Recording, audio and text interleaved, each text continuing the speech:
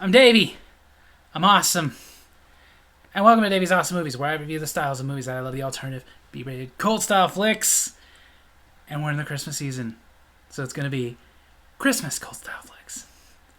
This one is one of my favorite Christmas movies to ever come out, and for some reason, it was just never appreciated. This movie came out in 2004, and it was directed by Mike Mitchell, and written by Henry Elfont, Deborah Kaplan, Jennifer Fentimila, and Joshua Sternin. Produced by Betty Thomas and Jenno Topping. Made by Live Planet and Tall Trees. And distributed by DreamWorks Pictures. Ladies and gentlemen, Surviving Christmas. Happiest season of all. The movie opens with an insanely rich advertising executive, Drew Latham, played by Ben Affleck, giving an early Christmas present to his girlfriend, Missy, played by Jennifer Morrison. Tickets to Fiji? Yes, first class. But she's not happy about that. I would be. I would love to go to Fiji. Christmas is the family holiday. So go to Fiji with him and start one. Or is that too much of a grind? But Missy is upset because Drew never talks about his family. She knows nothing about his family. He's never even introduced her to his family. And how can you be serious about me if you're not serious about your own family? Easily. Some families suck. And some of us don't want to be around them. I mean, I still keep a few of them around, but for obvious reasons, I married my wife and then introduced her to some of them. Fruitcake. I love fruitcake. Num num num num num num. So Missy leaves.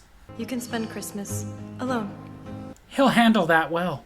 Drew gets into his address book that we had before contact lists, and he's desperately trying to find somebody who will let him spend Christmas with them.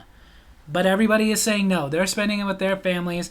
Not to mention, he's not really close with anybody. Which, you know, I can kind of relate to this. So since Drew cannot find anybody to spend Christmas with, he decides to do the next logical thing. He tracks down his girlfriend's therapist, who is at the airport. He tracked him down by bribing his secretary. She totally caved for like $200. Yeah. But this is really not a good time, as he's in an airport around Christmas trying to catch a plane. Which, if you've never gone into an airport around Christmas time, save yourself some trouble and just hire someone to hit you in the face with a baseball bat. It's a lot less painful. To get Drew to leave him alone, the therapist has an idea. Heard it on the radio once, best I can do. All right. Well, if it was on the radio, that should be good. He tells Drew to write down a list of his grievances, go somewhere that reminds him of his childhood, and then light it on fire.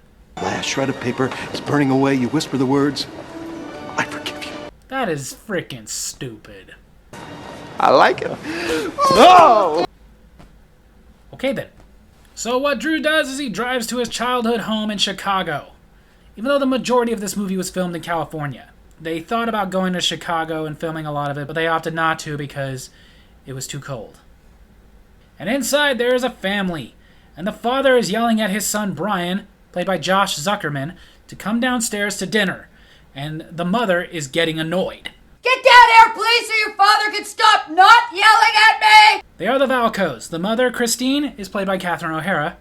And the father, Tom, is played by the late, ever so great Tony Soprano himself, James Gandolfini. Rest in peace. They are arguing because Brian spends all of his time upstairs on his computer. Christine says that's good, though. He's going to use those computer skills to get a job. What he's doing up there, nobody's going to pay him for, because if they did, I would have retired at 17. What 17-year-old wouldn't be able to retire? Suddenly, they look outside and they notice in their front yard, Drew is there, being weird, and lighting that list of grievances on fire. And of course, like anybody else, this alarms Tom. I forgive you. Forgive that! Tom pulls Drew inside so they can take a look at him, make sure he's okay, and while they're wondering if he's dead or not, he finally comes to. And when he comes to, he explains to them why he was burning the piece of paper, it was nothing malicious, and then asks if he can take a tour of his childhood home. And they let him because they're nicer than me. I would have been like, you can take a tour of my foot being in your butt. Get out. I'm watching you. Be careful, Drew. He's connected. After they let him look around and relive some of his childhood, he gets an idea. Since this is what he wants, is to spend Christmas with a family, he asks if he can spend Christmas with them. They say no. And if I were Drew at this point, I would burn the place down. But Drew knocks on the door and offers them $250,000 if they let him spend Christmas with them. Welcome home, son. Don't act like you would say no. When Christine finds out, she's upset. She asks Tom, how would you feel if I agreed to something like this without telling you first? Well, that would depend. Would we be getting $250,000? He makes a good point. Like, I'm sure my wife would be mad too, but I'm also sure she would get over it when she saw our bank statement. So Drew makes this official. He calls his lawyer, who comes over with a contract that states that the Valcos will get $250,000 if they let him spend Christmas with them and give him a nice family Christmas, reliving his childhood moments with joy and merriment And Yuletide glee. I feel I would do some similar weird-ass crap if I was rich. Like, I would do this even though I have a family to spend Christmas with. Drew also says that he insists he sleeps in Brian's room because that was his old room, which makes Brian wonder what he's going to do without his computer. Use your imagination. This was in 2004. A few years later, you can take the computer with you.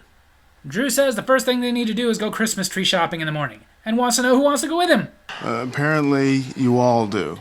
My question is, why don't you already have a Christmas tree? What are you, Jewish? I mean, like, seriously. This is literally a few days before Christmas, and no Christmas tree. My Christmas tree's been up since November 1st.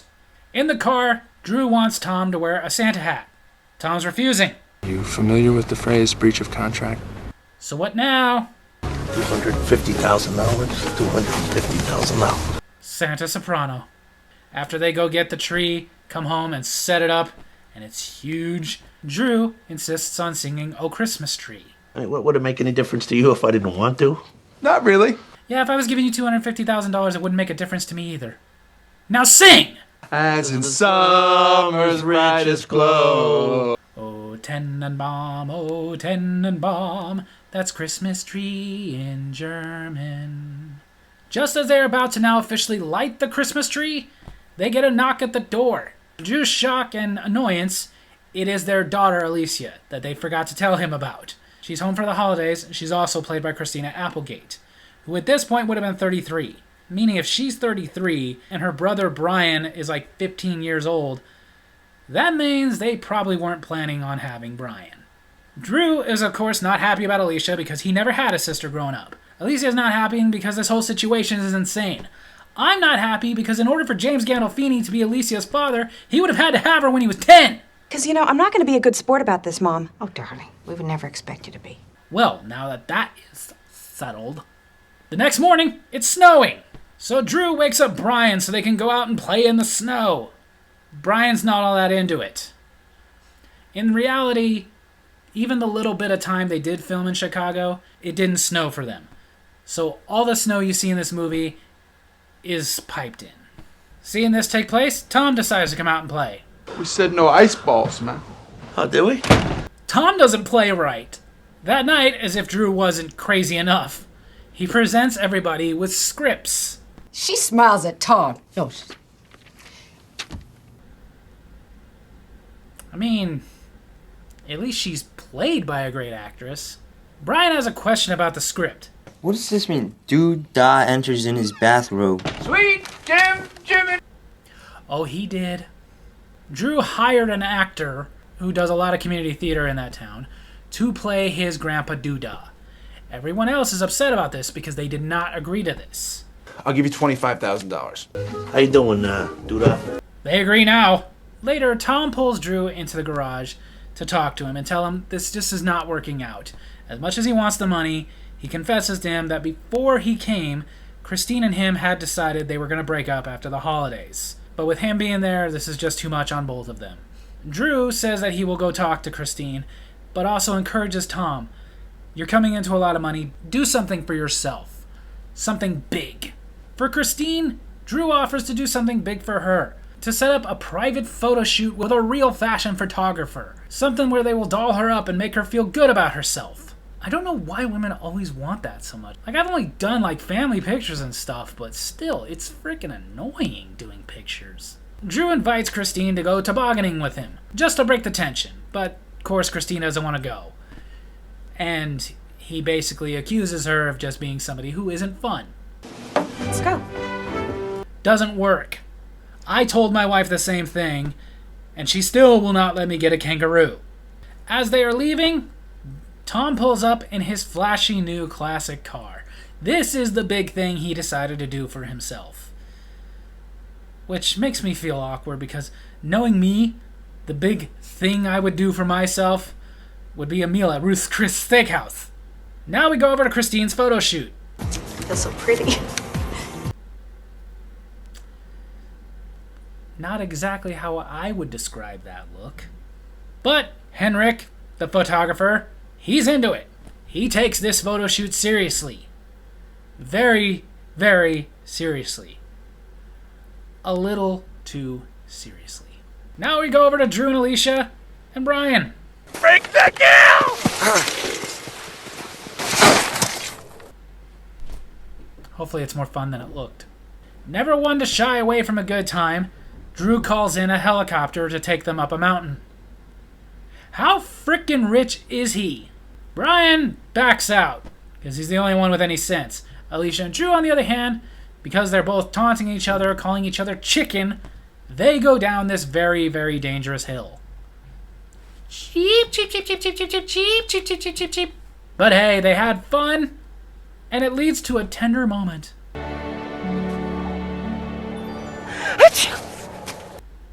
Bless you. When Christine gets home... You look good. So the important message here, ladies, is when the passion is fading at home, dress like a prostitute. Back inside, Drew and Alicia are talking, and she's just asking what his deal is. He tells her he has no deal, he just doesn't want to be alone on Christmas. So when you're alone on Christmas, it's not like being alone. It's alone. You'd have to have been alone on Christmas to understand exactly how crazy true that statement is. He asks her if there was any moment she ever wanted to relieve from her childhood. And she talks about a time when she was a little girl and she was walking home from school and there had just been the big ice storm and she saw a tree that had icicles hanging down from like literally every branch. And she thought it was so pretty that she went over pretending to be a princess in a crystal palace. I mean, we can all relate, right?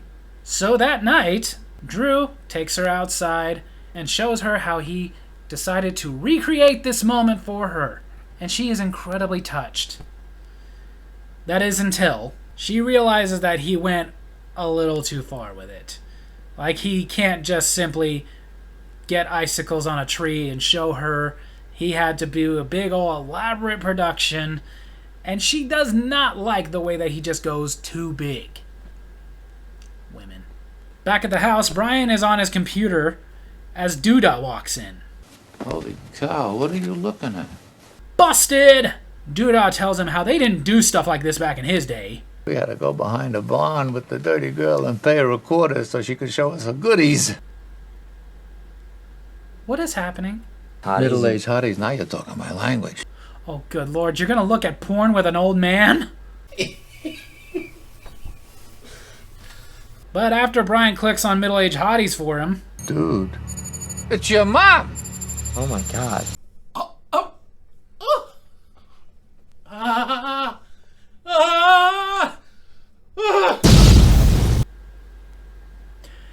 So that photo shoot went well. Because of Alicia being angry at him and he's just had enough, Drew says he's going to write him a check and he's going to leave. But then he gets a call from Missy. How'd you know my favorite is Cartier? Because look at you. Asking how did he know that that would be her favorite, it would be like me asking, how'd you know I like burgers? Duh! Missy also heard that Drew was spending the holidays with his family. And now she wants to meet them with her family. We're right here. Look outside. Oh boy. But now, according to the contract, since he said he was ready to leave, the Valcos are no longer obligated to go along with this. Oh, I'll give you another 75 grand, okay? So if you're doing the math, it's now up to $350,000. While they are visiting with Missy's family and pretending to be his family, Duda arrives. Here he is. Sweet Jim, Jiminy and Cole calling in the morning. are you? This is the other Doodah's understudy, because the original Doodah had to go do a play. Drew goes into the kitchen to help with the ham. I came back here because I wanted to apologize to you. Right. Damn, Drew, just keep piling it up. Alicia gives him a kiss. There have been some developments. Oh, you know what? I forgot I have a gift for you. I'll be right back. Hopefully it's not sharp. Missy comes in. Yes, I know. I love you. Okay. Fiji's gonna be great. Wait, I will. Alicia saw that. And luckily for Drew, she has terrible aim. He quickly explains everything to her and also just begs her, if you just leave for an hour, when you come back, I will be gone and you will never see me again. Instead, she decides to go outside and pretend to be his sister. And you are so not fat. Drew, what is the matter with you? I'm sorry. She may not be fat, but that hairstyle she's got going on there is bugging the freaking crap out of me. As brother and sister, Drew and Alicia start arguing. Oh, really? So I guess you were just slumming back there when you were making out with me in the kitchen. Brother and sister. To break this up, they decide to go on a tour of the house. But when they get up to Brian's room, he's just sitting there, still stunned and in a vegetative state, in front of his computer. Everybody else sees what's on his computer, and they're shocked. It's my wife on my son's computer shooting a V for victory with her legs. That was a lovely way to put it. She tries to explain those pictures were only supposed to be for her. I feel like I would have done that about an hour ago. I'll be at the Travel Lodge. Amidst all this, Missy's mother is just going off with her superiority complex and how they're all sick and twisted. And this sets off Misty's dad. And I don't remember you being so superior back when you got yourself knocked up by Skippy Utchiller. And this is how Missy found out that's not her real father. Now because of this, Missy has had a change of heart about Fiji. You're right, Drew. Just screw family. All we need is each other. Just take me away. Only if you take your hair down first. Seriously, I love this movie, but every time I see this movie, that hairstyle drives me nuts. And I don't even really give a crap about hair, but good lord! But instead, Drew tells Missy go home. He's done. And a minute later, Alicia is asking Drew, how bad is your real family that you wanted to spend Christmas like this? There was no real family. He tells Alicia about his childhood and how it really was. He didn't have any brothers or sisters. He didn't have a doodah. He had a friend who had a doodah. In his real childhood, when he was 4 years old, his dad left on Christmas. And it was just him and his mom. And she was a waitress at a diner. And every Christmas, she'd pull a double to make some extra money. And he would just hang around the house until the end of the day. He'd walk down to the diner. She'd get him some pancakes. And that was his Christmas until he was 18 years old. And then his mother died when he was in college. And this brings on the heartbreaking reality that when he was a child, home prices were so low, a single mother working waitress was able to afford that house. Alicia feels bad for him, but also says, you spent Christmas breaking up my family. He tells her, though, he didn't. They were splitting up anyway. Brian knows it. That's why he spends all his time in his room on his computer. Well, at least he did spend all his time in his room. The next night, it's Christmas. Drew is at home by himself, and he gets a knock at the door. You owe me money. I mean, this is $350,000 we're talking about. Drew writes him a check, but talks about how it's funny that he was willing to pay all this money to be a part of his family, and now he's taking the money to walk away from his family. Then they both notice something. That's the ticket to Doodah's play. Yeah, I got mine too. To the theater! Turns out they were right. Tom's family was at the play. Tom and Christine, they make up. Drew sits over next to Brian and tells him he should talk to the cute girl next to him. I can hear you. Drew leaves to go find Alicia. Is that your brother? Yeah. Drew finds Alicia outside. They talk for a little bit, and of course they make up. And as they're making up, Missy and her family drive by. He's kissing his sister. Seriously, if you didn't figure out by now that that's not really his family, he dodged a bullet. A very stupid bullet. So now everybody's happy. They're spending Christmas together. Drew has what he wanted the whole time. A family. I'm sure eventually he'll screw it up. So there you have it. That's Ben Affleck's second attempt at making a Christmas movie, Surviving Christmas. Like the first attempt, it didn't really go well. The movie had a $45 million budget and only did about $15 million in the box office. because the critics hate this movie. On every critic website you will go to, you will see bad reviews. As far as audience reviews, those seem to go up and down. Like if you go to a place like Rotten Tomatoes, it only has a 30% audience approval rating. However, if you go to Google Reviews, it has a 70% audience approval rating. So it just depends where you go. But if you actually read those reviews, it just becomes very clear that this is a movie that you either really love or really hate. There really is no in between. You're not going to find a lot of reviews of, it was okay, just it was great, or it sucked. I'm among that say it was great. Despite the fact that the production started without a completed script.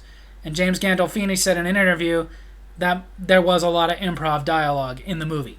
But then again, you had great actors and actresses, so it worked out. It was originally supposed to be released in 2003, but they didn't want to interfere with Ben Affleck's other movie, Paycheck.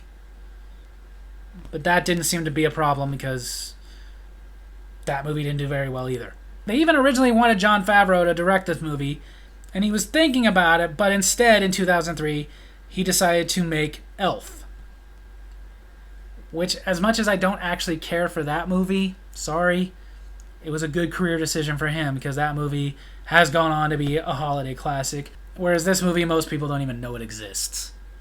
Which is sad, though. I saw this movie the year it came out in 2004, and I instantly loved it. Probably because, sorry, I'm going to get personal, but I relate to it. No, I'm not an eccentric millionaire. Yet. But the fact is, the things he said about what it's like being alone on Christmas are 100% true. There was a point in time I didn't have any family close by. There was times I didn't have family or close friends close by. I definitely know what it's like to be alone on Christmas, and it is one of the worst feelings ever. There is no time to be lonelier than being alone on Christmas. Now I have a wife, I have beautiful children. I'm not alone on Christmas, so I definitely don't have that problem anymore, and I love Christmas. But watching this movie, my heart still breaks a little bit and goes out to people who are alone on Christmas. Because I remember how horrible a feeling that was. And I probably like this movie just because it gives you that little bit of comfort of like, okay, somebody knows what that's like. Because trust me, being alone on Christmas, if you had the money, you would do exactly what Drew did. You'd rent a frickin' family just to not be alone on Christmas. So on that note, if you are in that situation where maybe you're alone on Christmas or you know what it's like to be alone on Christmas, then I do recommend you check out Surviving Christmas. Not only is it a good movie, not only is it very funny, but it's incredibly uplifting. And it has James Gandolfini. What more could you want? So there you have it. That's my movie review this week. I hope you guys enjoyed it. And if you did, make sure to hit like, subscribe, hit the little bell so you get notifications when I post new videos, and leave a comment. If you saw Surviving Christmas, tell me what you thought of Surviving Christmas. Love you guys.